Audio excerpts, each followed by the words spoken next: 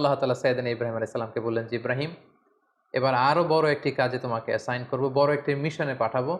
সেটা হচ্ছে আমার ঘরকে তোমার আবার পুনর্নির্মাণ করতে হবে, অর্থাৎ রিকনস্ট্রাক্টিং দ্য কাবা। কারণ আমরা জানি কাবা প্রথম নির্মাণ করেছিল ফেরেশতারা, তারপর করেছিল আদম আলাইহিস সালাম, তারপর করেছিল নূহ আলাইহিস সালাম।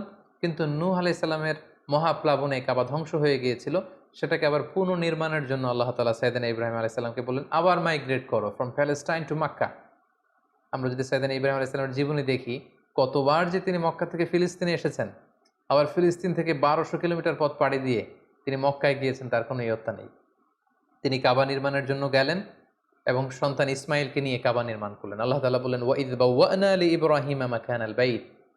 আমি ইব্রাহিমকে I pointed out for Ibrahim the site of the house. Kaaba ঘরের সাইটটা আমি দেখিয়ে দিলাম। এটা কতটুকু উঁচু হবে, কতটুকু দৈর্ঘ্য হবে, কতটুকু প্রস্থ হবে, তার সবটুকু